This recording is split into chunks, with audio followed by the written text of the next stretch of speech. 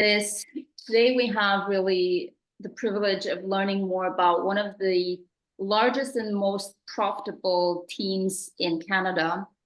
And behind the success of this team, a very important person that I'm so grateful for her to be here today.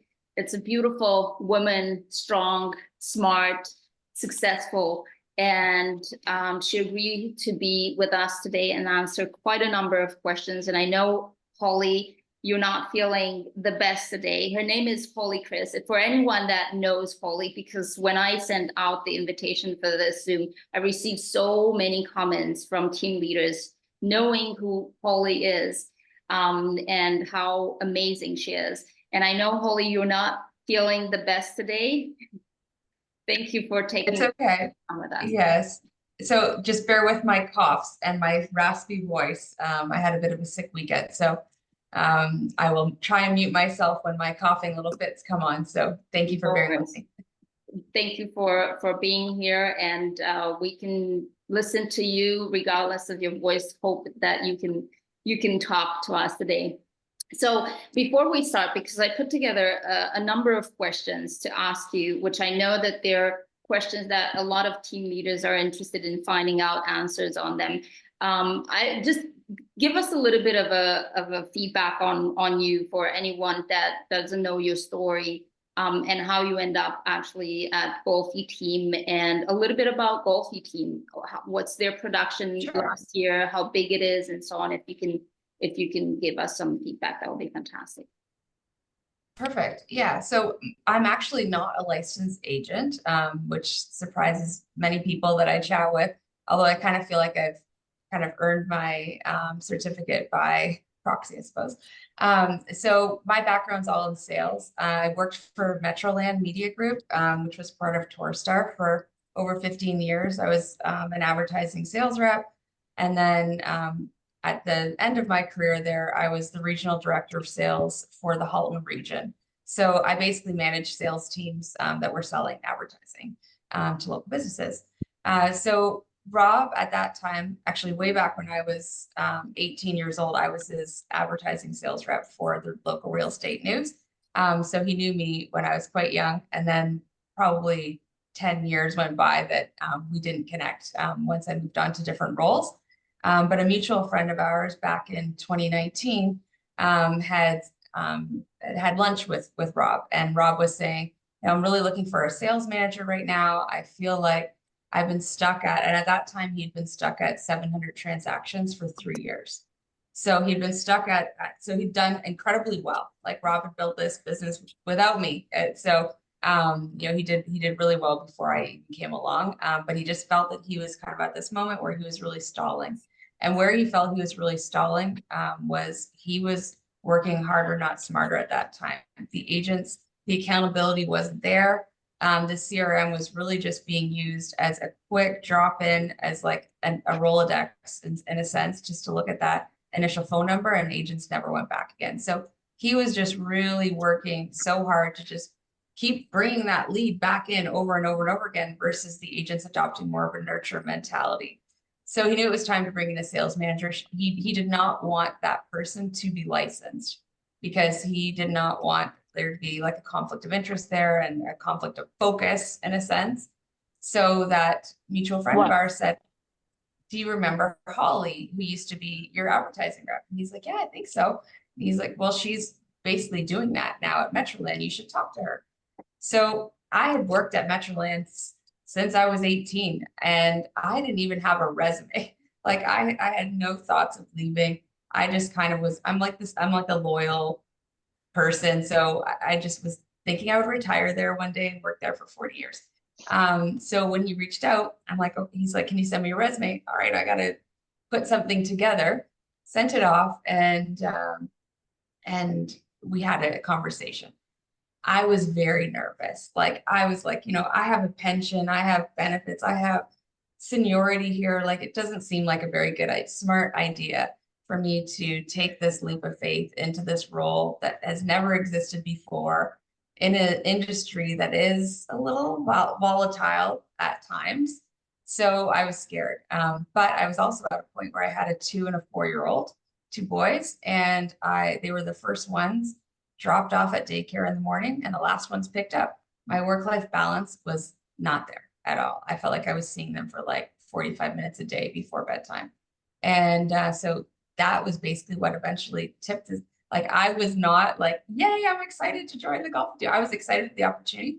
But for me, I was mostly excited for more time with my kids because Rob said, hey, you can have a flexible work environment. I want you to be able to pick them up, walk them to school, pick them up from school every day. As long as you get your work done, I'm cool with that. So I couldn't, pass that up at that time. So that was in October of 2019. In January of 2020, we took a road trip to Nashville to see a Chuck Black event, a John Chuck Black event. And we started coaching with him right after that. And I would say that's kind of like the pivotal moment, like that, those first, few months, I was kind of just getting my feet wet. And then as soon as we started coaching with Chuck Black, it was like literally tanks and tanks of gas were poured on the fire and it just blew up from there. So now my work-life balance, I wouldn't say is like exactly what I dreamt of way back when, but I do still have the flexibility to be wherever I need to be and still be supporting my kids and my family. Amazing. Amazing. And what exactly is your role within the team? So my title is Director of Sales. I would say my actual role of what I do is probably does not all fall under that. We operate on a system called EOS, if anybody's heard of it, Entrepreneurial Operating System. EOS is not designed specifically for real estate. All sorts of businesses worldwide are successful in EOS. So we adopted EOS a little over 2 years ago. And so I'm the integrator, which is technically like COO-ish. So I do COO/director of sales type roles for the team. Yeah, it's actually was actually the first question that I have it for in my notes here to ask you what kind of a business model. And for anyone that's familiar, that's great. EOS, it's quite familiar amongst large and mega teams. Rockefeller is another one very common. If you can guys mute yourselves, that will be fantastic. About selling, yeah, people know realtors. Yeah, if you're interested in the industry in some way, like if you're interested in I don't know who's here that is not muted talking on the phone, that would be fantastic because I can't find you. Yeah, I think they're muted now. Okay. There, you're good now. Yeah. Sorry about that. Okay, so you're working under EOS. Guys, I highly recommend to look into it. It's something that really changes your entire operation system of a team. And as Holly, you said, it's actually not designed initially for real estate, but works really wonders with real estate teams.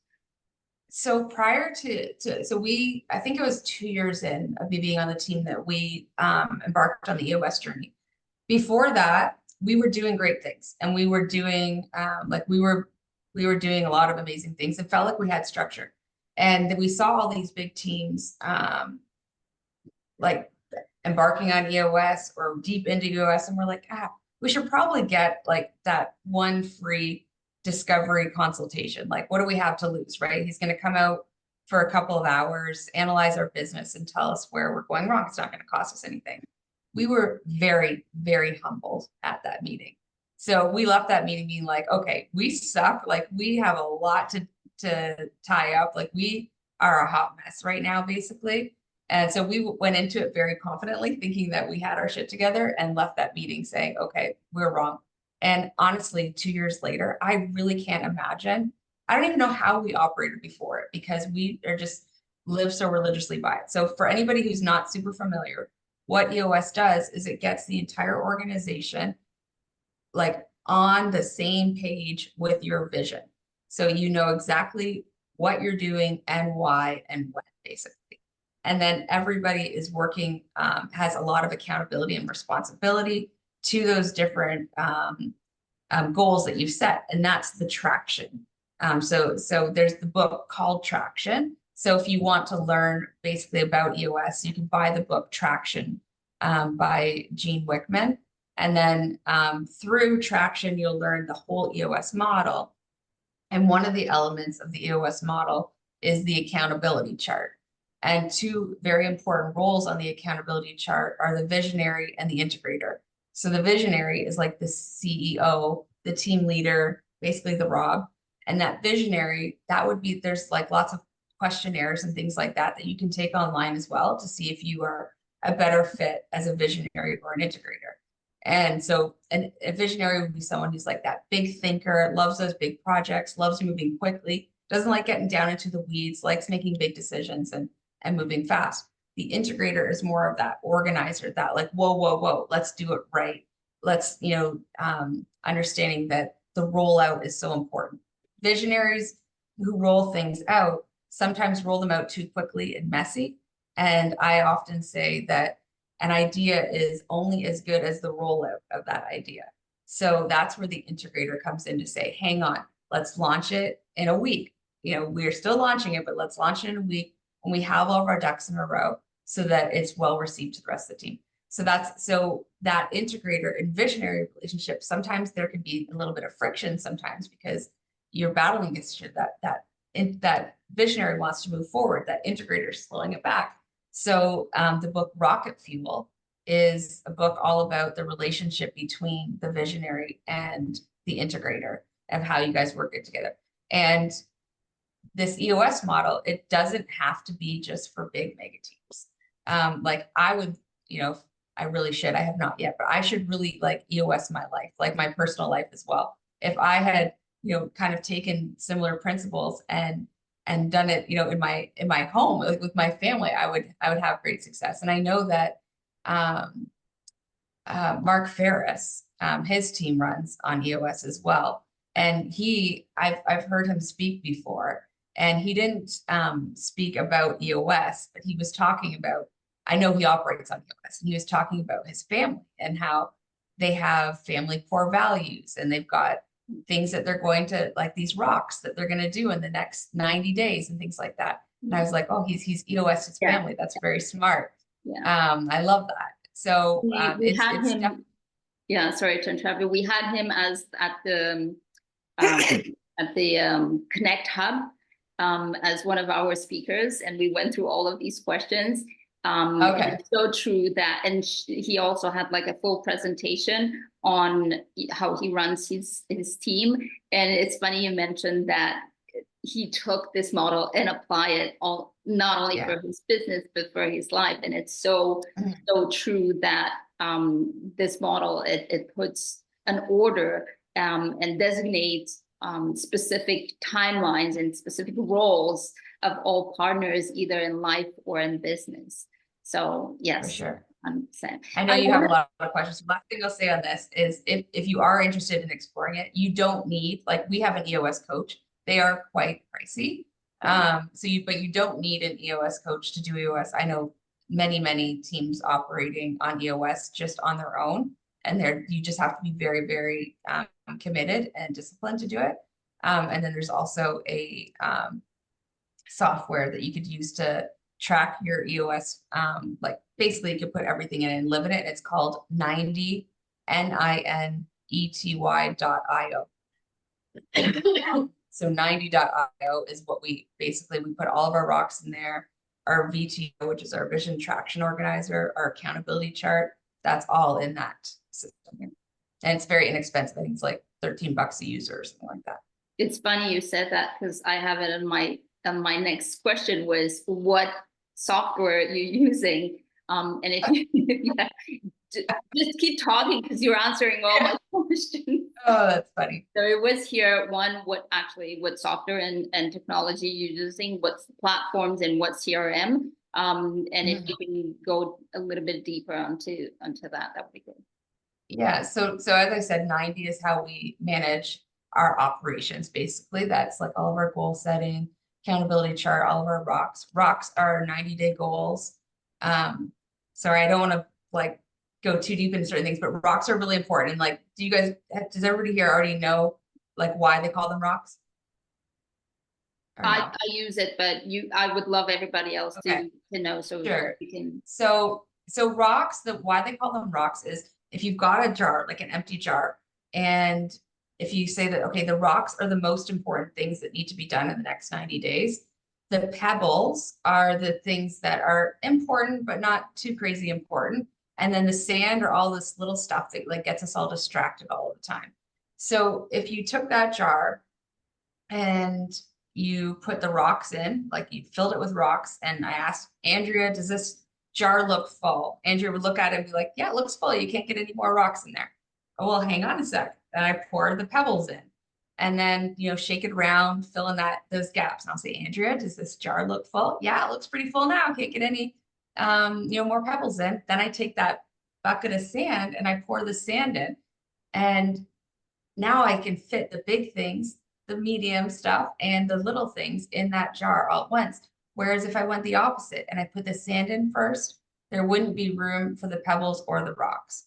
So it's really important for us each quarter to make, and day for that matter, to make sure we're doing the most important things that we can first, and then filling in with all the rest of that stuff. So that's why they call them 90-day rules. Okay, sorry. No, no Other worries. stuff. I think it's very important. And we have a question here. If you can spell the name of the software that you're using, that would be great. I'll put it into the chat. And the chat, yeah, if you can put it in yeah. the chat, that would be great. IMD.io. There you go. Yeah. Okay, cool. So what's the okay, so what's the CRM that the team is using right now for example, for leads, not for operation side, when I'm talking about the agents? The leads. Yeah. We use Follow Up Boss. We're very deep into Follow Up Boss, very committed to it. Happy with how things you know, operate in Follow Up Boss. So if you're not on Follow Up Boss, it's worth trying that one out. You know, we have lots of different integrations, and Follow Up Boss is really supportive of all the things that we generally try to do. For tracking our deals, we use a system called Sisu, SISU. It's sort of pricey, so I don't think it's like an absolute necessity, but it became a necessity for us because we were just at this point where we were using an Excel spreadsheet for the longest time. But as we were adding and removing agents, obviously then there's this like fear of, you know, it being broken. And so we just couldn't trust it as well anymore, which is why we had to kind of bite the bullet and go on to a system like Sisu. Operationally, we also function in Monday.com, very deep into Monday.com. We use a lot of forms in Monday. Monday is a project management software, but things like, okay, if an agent needs to order a sign, they basically click on a link, do this quick sign order through a Monday form. That Monday form goes into the Monday board, who multiple people within our operations have access to, and that info kind of gets dispersed. If somebody, we have this cool system, like we just recently updated how, our team is doing like between 35 and 50 sometimes open houses every weekend. So it got a little bit like insane of, okay, this open house is available, this one's taken, oh, is this one still, like it was kind of confusing. So now we also use another Monday form where agents will, they'll submit the open houses that are available. And even from like a brokerage standpoint, this could be something that you guys consider, so that brokerage open houses are offered up and then people can pick them up. Anyways, they submit the Monday form. And then if somebody, so there's a separate fill in for submitting it. And then there's a separate view that's like this card view for picking one up. So then you can look at, you know, the dozens of open houses that are offered and snag one. Now, when you snag that, the cool thing about Monday is once you fill out that form to accept it, that goes to multiple people. So from that, our agent doesn't have to let marketing know that we need this, let the listings know that we need it updated on MLS, let, you know, the sign guy know this, like it all goes to all those people at once. So it's very like kind of like one form magic in a way, to get multiple people in the loop at the same time. So Monday is great for that sort of thing. We also use Monday for our events. So if anybody has attended any of our Win in Any Market events or anything like that, you filled out a form to register. That form is a Monday registration form that goes into a board. From that board, we're able to export that board and into Excel and then do like the name tags. So there's lots of like smart work that you could do in that. Yes, the name is monday.com. So some other similar property management tools are like Asana and stuff like that. So we got onto Monday probably around that EOS time. So it's probably been about 2 years that we've been on Monday. We had no idea how to work it before. Like we just knew we needed something because Excel was just not working for us anymore. And we just went on, have you guys heard of the site udemy.com? Udemy.com. It's just this like site with like a million courses on it. And so we just did like a basic and advanced monday.com course that cost like, I think $30 or something on there. And we felt that was enough to get fired up with it. And now like we've definitely grown and gotten a lot smarter and more advanced, but yeah, like Monday it's deep now. So then that's for our operations. What other systems we use? Okay, we're currently looking for suggestions for this next one because we, from a collaboration standpoint, operate in Workplace. It's a Meta product. Workplace is great because it has a knowledge library. Basically, there's different chats. So that's where we communicate internally. But the Meta is discontinuing it. So we need to find a new platform. So I'm not excited about that because we have like an insane amount of content on there. So yeah, currently don't go to Workplace because you will Slack you'll be is disappointed. very popular. Slack's popular for the chat, right? the chat purpose, yes. Yeah, so I need something. I need like basically a Slack and Kajabi together. Yeah, Like I need. I hear Yeah, you. yeah. Yeah. So any developers out there need to develop something really, before next summer when Workplace is no longer. Got We it. need a solution. What lead generation are you using to as a team, do you provide leads to your team? Sorry. No worries. So our lead generation is mostly, okay, so Rob has a very substantial marketing budget, obviously, millions of dollars a year into marketing. Our How much? Sorry, number, I couldn't hear you. How much per year in marketing? like millions, like 3 million plus, would be a year in marketing. So obviously, we are bringing in a significant amount of leads. For us, we look in some cases for quality over quantity at times. Like, most of that $3+ million budget is going out to, billboards, buses. Do I have a copy up here? I don't know if anybody's in our market, but we just launched a new magazine this month.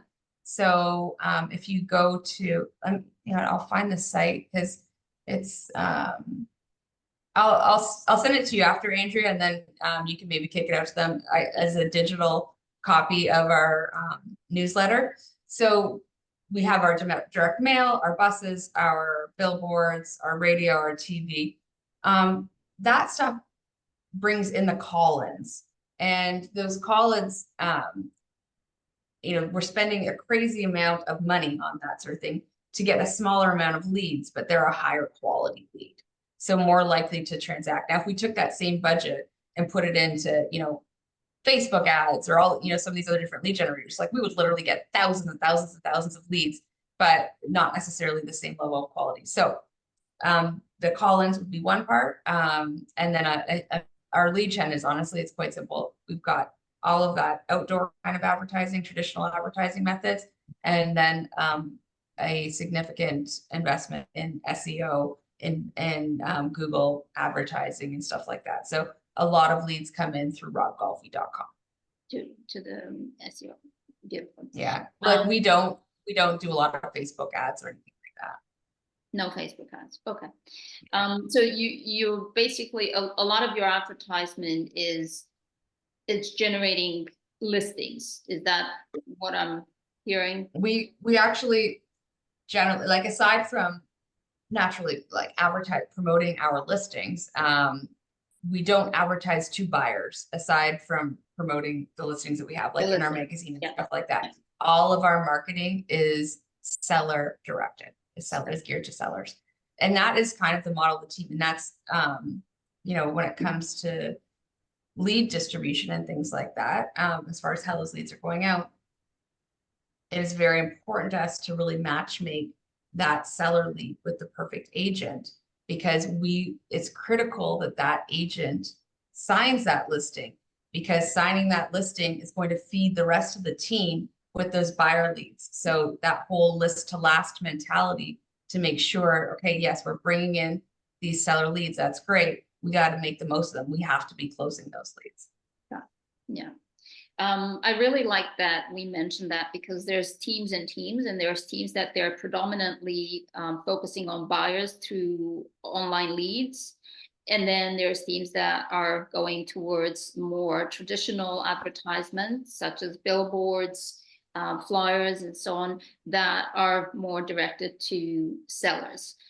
So I like that, because one of the things that was mentioned by Mark Farias, which is also a mega team, is that they're also directed towards sellers.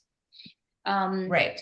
Now on the buyer end, like I mentioned earlier, we have like the agents are not just encouraged, they're very motivated to be running regular open houses. At those open houses, like we have an open house chat.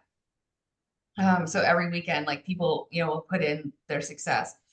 3 groups, you know, in Fawn Hill, 4 groups at Glengarry, 8 groups in Dundas, 6 groups in Ham. Like, so basically you've got these leads coming in. So we could be bringing in 100 buyer leads just on a Sunday, right?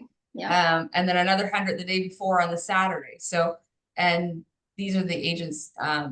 So we train the agents on, like, there's obviously different levels of open house. You know, so we'll have some agents that run them better than others and are more successful at the end of that open house than others. So that's important too, to make sure, like, an open house, it's not just booking one, like there's a lot to it to make sure that you're getting things from it. It's very important to mention this, because a lot of teams are running on online leads. And it's actually one of the things that we discussed with Mark as well, of how actually that diminishes the value of your team, and how important it is to go after the sellers, because sellers come indirectly with buyer leads, and you're basically putting an effort into advertising for one side of the business, and you get both of them. So it's very, very important. I think there was actually a ratio, and I can't remember right now, I have it somewhere. If your business comes more than 30% from online leads, your value of your business goes down by an astonishing amount, that I didn't even know that that's how they evaluate when you want to sell a business. Interesting.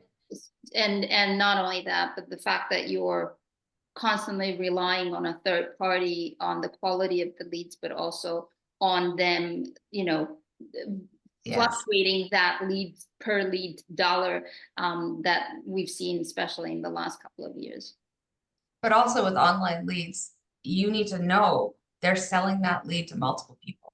Correct. Multiple people are getting that lead, whether they admit it or they don't admit it. It's happening. We see it happen all the time. So for us, so like when you're battling these different teams, well, you always have to assume anybody that reaches out to you that you're in competition, because that's just the reality of today. People are looking at multiple options. So you have to be so ready. And this is a big thing that we're always preaching to the agents and teaching them about that value proposition, because you get that online lead in, and that might be the only thing that some agents can afford as a lead generation, because they can't afford to compete in a traditional advertising space. So I get that. You know, if that's all you can afford, it's better than nothing. At least you're taking action and you're working it. But you have to, your value proposition has to be so on point, so that when that lead comes in and you assume, okay, probably, let's say 3 other agents have also received this same lead. When you're calling that agent back to service them, how fast have you called them back? Okay, first of all, have you called them? Second, how fast are you calling them back? What are you saying? Are you just answering their question? They're getting off the phone. Why should they work with you? What's your excitement level like? If you don't reach them, are you sending a video to follow up? What does your follow-up look like? Yeah. Like there's all these elements to that lead that if you are investing in online leads, you have to have so much figured out before then, so that you know exactly what your action plan is. I always said that, you know, tons of agents coming through my coaching program, and they're going straight into, I want to do Facebook ads. And I always said, unless you sold quite a number of transactions, closed quite a number of transactions, going into online leads, it's going to just be a waste of your money, because online leads are not easy. You definitely need to know exactly what to say and how to say it, and then your follow-up system has to be on point. So you're absolutely it's frustrating, because you think, my goodness, like this guy called me, this guy reached out to me. Why is it taking me an average of 20 contact attempts to connect with them? Well, that's just our reality. Most agents don't even go past the second contact. But yeah, and it's so much different. Like 20 is the average. Yeah. What's your Yeah, we've got an agent on our team. And he's an agent that started fresh with us last January, worked his butt off, like insane work ethic. Landed in the top 16 by the end of the year. Now he's in, I think, the top 5 or 6. Anyways, his average contact attempts on his whole entire database, which is hundreds of contacts deep, he has an average of 17 contact attempts in 30 days with all of them. That's what you strive for. Like, that's what you got to get to. And if someone like this kind of gets into like disc profiling and stuff like that, but like a lower D, like, and if you haven't done a disc profile, you could send me an email and I could send you a link, or I'm sure there's assessments you could do online. But basically a lower D personality would be like, oh, you know, I don't want to bother this person, or I don't want to inundate them with information. I don't think they're interested. They didn't respond to me last. You have to just slap that out of your mind and say, okay, they've called me. It's my duty to get back to them. If I don't get a hold of them, they're going to be thinking that I dropped the ball. So I have to do whatever it is in my power to make sure. Also, you have to have confidence in yourself and say, there is nobody better to handle this client than me. I know that. So I have to now, at some point, in some way, articulate that to this client so they know they're in the best hands with me. So, it might be, hey, someone calls, oh my gosh, you're blowing up my phone. You've called me, 5 times in the last week. Hey, I am passionate about real estate. This is how, you've called me. It's my duty to make sure that I get in touch with you. And you can see how hard I worked for that first contact. Yeah. Imagine how hard I work for you as your agent. So there's actually a stat on that shows that you lose 1 client out of 100 clients for so-called over follow-up, for excessive follow-up. And the follow-up should be at least 3 times a day until you actually reach them, in the morning, at lunch, and then in the evening, and depending on, when they have time to answer. And 1 out of 100 potential clients will be annoyed by that, and they would end up not working with you because they feel like you're harassing them, but you get 99. So I think that's funny. Actually, a funny Rob story. So Rob, he's basically, he's in production, like he's in production as a supporting role now. But like leads don't actually go to him anymore, but this was back when they did. So I'd given him a home bell and he called it right away. They didn't answer. Called back. He did the double dial. They didn't answer. A couple hours, he's text. So that day, like, he's not reaching this client. It's like hurting his brain. So the next day he tries again. He's calling, he's texting, still not connecting. So he goes to their house and knocks on their door. And the husband answers the door and he goes, Golfy, you got some nerve showing up here. You didn't even call me back yesterday. And he's like, what? Like, I look at my phone, like, I've called you, I've texted you. So then he goes, honey, did Rob call back? Oh yeah, sorry. Yeah, he did call a couple times. Well, if he didn't go knock on that door, that guy would have been at, Tim Hortons having coffee with his buddies saying, that Golfy, he's arrogant, he's too busy for me, all this sort of thing. Like, you have to just be so aggressive with it. Yeah, 100%. How big is the team right now, and what's your attrition rate, and what's the average time on the team for an agent?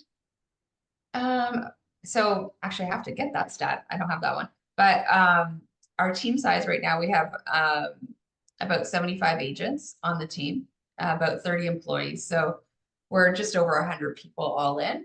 Our leadership team has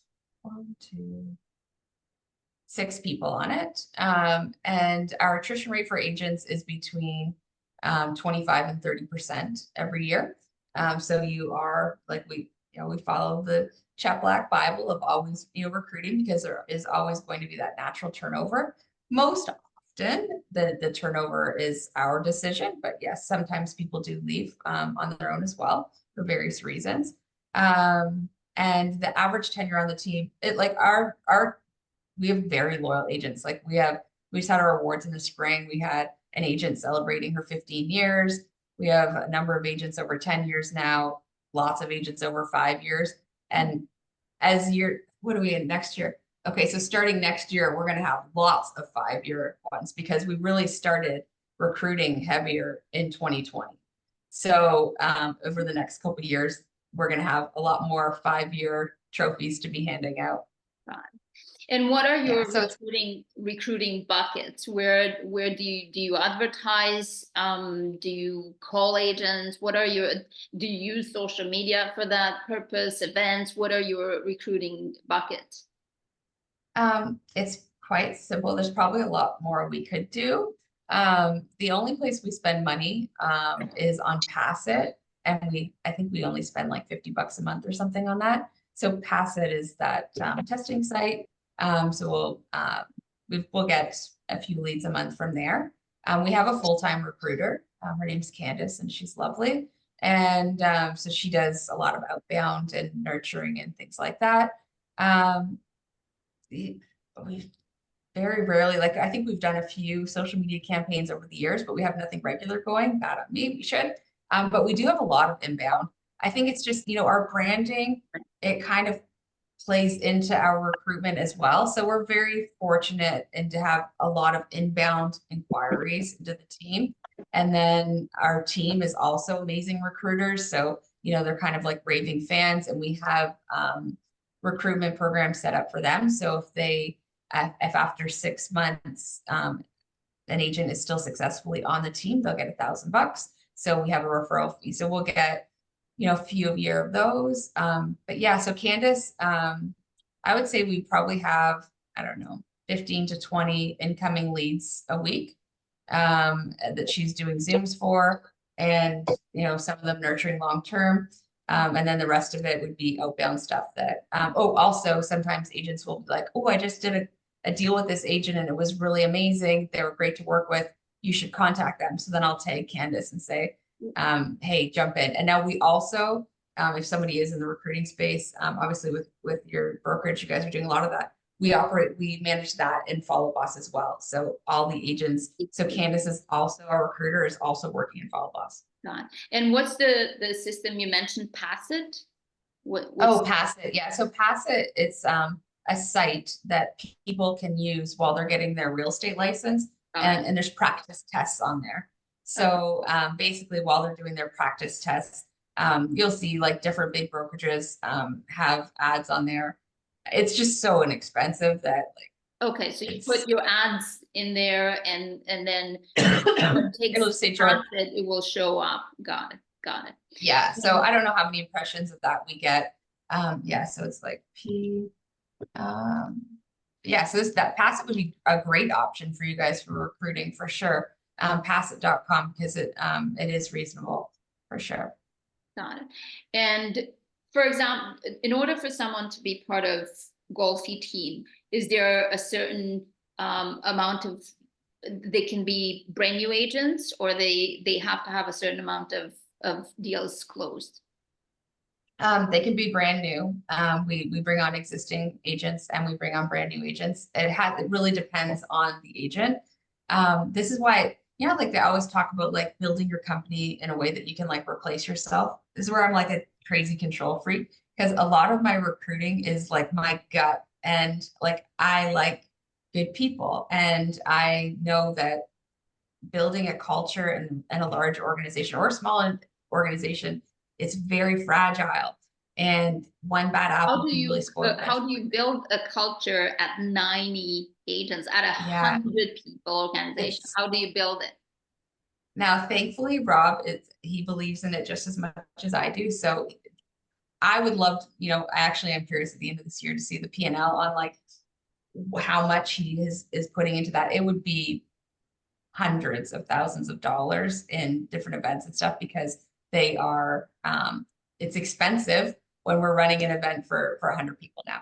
So we try, the team loves to get together. We try and just create a fun, uplifting environment. We understand that agents need to be entertained. So for our quarterly meetings, our weekly meetings are on Zoom. 4 times a year, we bring the whole team together in person for our quarterly meetings. This is an EOS meeting. It's called SOCA, State of the Company Address. It's where we talk about where we've been, where we are, where we're going, and we bring the whole team. We meet at the movie theater, get them popcorn pop, have lots of videos, do objection battles, entertain them basically for that time. Everyone just, it's like a love fest, you know, everyone just, you know, loves seeing each other. It's hard, you know, the movie theater is like practically kicking us out at the end when our time is up and things like that. We have our next event is a softball tournament. So we've got that running, we've got a golf tournament, we have our annual awards, we have our Christmas parties, different luncheons. So we try and just have a lot of fun together, it's important for sure. God. Are all agents buyer and listing agents, or they need to qualify to become listing agent, and how that process goes? Yeah. So our agents can all do both. We don't have a listing team and a buyer team. Obviously our newer agents or agents lacking experience in listing properties need more support.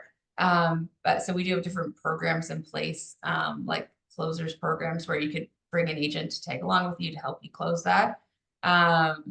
Those are effective, but for me, I think it's really important for their development. I've had agents who have 5+ years experience in the business come to our team and have no idea how to list a property.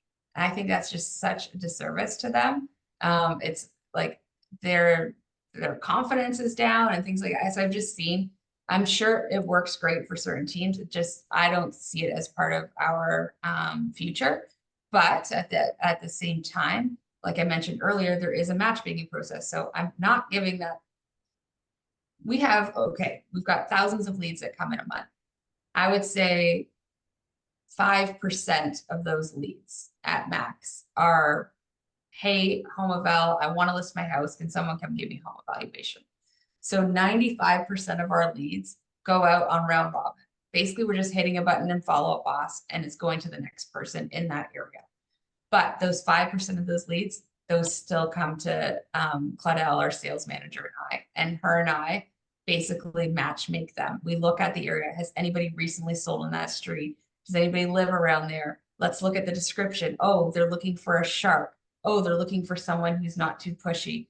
Oh, you know, it's an estate sale. Oh, it's a divorce. And we think, okay, this person's really effective in these scenarios. Oh, this person's very nurturing. They're a good fit that way. So those leads, although everybody can both work with buyers and sellers, not everybody gets those seller leads From out the the gates. company. And they kind of have to prove themselves over time. There's Yeah. no, like I mentioned, that agent that came in last year, he didn't get them out the gates, but my goodness, he got on that list faster than many people because he was proving himself. Yeah. So I'm happy to do that. Now there's some people on the team that have been on the team for 5 years Yeah. and still aren't receiving those. They've listed many houses over the time, but they're just not at that point. Well, and I want to be mindful of your time. If I can squeeze in there 2 more questions. What's your accountability with the team? Does the team have, it's mandatory that they're at the meetings that you mentioned, there's accountability on follow-up boss, and a little bit, if you can go over that, that would be fantastic. Sure. So for meeting accountability, it is mandatory that they're at our weekly team meeting, which is Tuesday mornings on Zoom, and then 4 times a year in person, so that they have to attend. There are many other opportunities to learn throughout each week that are voluntary but highly encouraged. Like Rob does a Monday morning mastermind. We have regular lunch and learns, we have role play clubs. Right now we have, the agents are online right now, I think, for, we've hired in an external coach to do a 10-week boot camp with them. So we have all these different, so on that one, 42 of our 75 agents signed up for that accountability program. So there's different things that are not mandatory. And then as far as in Follow Up Boss, that was a huge, like, that moved the dial for us majorly. You have to have accountability in your CRM system. And ours is, it's stage based. So agents have to stage their contacts in their database by A, B, C, or D. And then there's a cadence, like a communication, like a follow-up cadence that's attached to that. So their A clients have to be communicated with at least once a week. B clients bi-weekly, C clients monthly, D clients 3 to 6 months. And if they fall behind on those minimum standards of communication, then they're paused on the incoming leads until they catch up again. Yeah. So basically we're going in every day and pausing and unpausing agents. Yeah. I'm going to go over just very quickly, like 3 seconds answers. Do you use ISAs?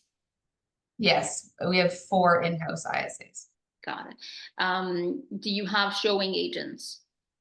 We have a showing agents program, like our agents who want to pick up extra cash will do it. Yeah. Got it. Do you, what's it called? Do your team members pay their percentage with the company separately? They're in charge of paying their monthly fees or transaction fees with the company separately? It's a bit of a combination of both.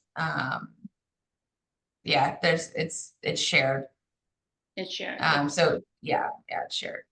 So basically some of them are paying less just because they're part of a team. Yes. So like Rob pays some of the fees for each agent. So agents don't have to pay all of their fees themselves. How do you deal Yeah. with the database upon departure of some of the team members? So basically, we take their SOI, their sphere, put it in do not contact, or we'll export it to them if they need a copy of it. And then we reassign the leads, the team supplied leads to other agents. Got it. And the last question, I have more questions, but we've run out of time. How do you guys use social media, and does social media plays a role within your organization? Yeah, social media. So we have a social media coordinator. She's amazing. She's really grown our followers. I don't think I could answer that question well, because I don't know how she's doing it, but our engagement and our followers are always increasing. So just give Golfi Team a follow, and you can just see kind of some of the content that we're putting out. But lots of reels, lots of videos, making sure you've got the engagement and things like that. And do you use the social media for generating buyers and seller leads, or for awareness of your brand and for agents mostly? It's more the brand. We have a separate account, Golfi Listings. So we have 2, you could follow both. So Golfi Listings has all of our listings, and Golfi Team. What we found is sometimes if we were posting a lot of listings on the main page, we would see followers decrease. And so we felt, because we have such a high volume of listings, like we'll list over 100 a month. So it would be just slamming our account. So we had to take them off, and now both of them are growing nicely. Got it. Well, I can't thank you enough for taking the time to be here, and especially that you're not feeling 100%, but trust me, it sounded like 1,000,000%. We're so thankful to have you here. If anybody wants to reach out to you, where they can find you? So I'll put my email and my cell phone number in here. Yeah, that would be yes, reach out anytime. If I wasn't able to answer some, I see there's some questions in here. More than happy. Yes. If you have the time, just go over. I have time. Yeah, I have time. And then if anybody has to go, jump on. So one of the questions here was the agent turnover is 25%. Is that right? That's yes, 25 to 30% a year. And that, like, so it's interesting because that was the number that the average team turnover is, and it's like almost bang on that every year. It's weird. Do you charge agents to be in your team for all the system you use, follow up, boss issue, and so on? No. Okay. Any other questions? If anybody has a question, just unmute yourself and she can answer to you right now. Hi, Holly. You mentioned the book Traction. Who was the author Yes. again? Gene Wickman. I don't have a copy of Traction, but this is Rocket Fuel. So I'll put his name in the chat. So Traction. There's probably like a million YouTube videos and stuff like that that you can watch too. And I would still get, like, even if you're not going to use a coach, like, still get the free analysis. And then you can do it on your own after if you want, but you might as well take advantage. Yeah, it's good. And then so there's one called, I haven't read it yet, but What the Heck is EOS is another one. They've got like a huge library of books. They've got Process, But Traction and How to Be a Rapid Good Boss. Yeah, these two Traction are the and Rocket. most popular. Yeah. And then the system you use to implement that is 90, right? 90, yeah. Commission splits for agents are their standard 60-40 on sellers, 40 to the agent, but we're paying all the expenses, and 50-50 for buyers. If a client asks for a rebate, like I want, I'm selling with you, does it come from the agent side or is impacting you? No rebate. No rebates. No rebates. So if anybody would like to give rebates, it will have to come out of their own pockets after. Yes, but we've never had a rebate. Yeah. Yeah. It's funny because there's teams that accommodate that, and I wanted to see where you stand. Yeah. You know what? I think we have to, we're in like this weird spot right now in this industry that, like, it's almost like we really need to band together and be strong, because I have these conversations with agents that come in that are on their own, and this, Andrea, are most people on the call, would they be individual agents? No, they're actually team leaders. Yeah, most. Okay, team leaders. Well, okay, the message is still the same, because we're still we're seeing team leaders really dropping commissions and stuff like that too. There is it's going to be destructive to your profit margins. We have it is worth it. So what your standard listing commission, 5%. Our standard listing commission, I would say it's averages at 4.5%. We're getting anywhere from 4 to 5% on the listings. We have other teams that are getting 3.5, 3.75. We cannot do that. We can't go in that direction. There has to be a better value proposition, more demonstration, because these people are just losing money. And sometimes, we have these split conversations. So if you're recruiting people as well, this is a very important conversation to have, is to work that math out, because, I'll sit down with an agent who's on their own, who is getting bullied down to 3%, 1% on their end, because they're in our area, not in Toronto. And so they'll get 1% on our end.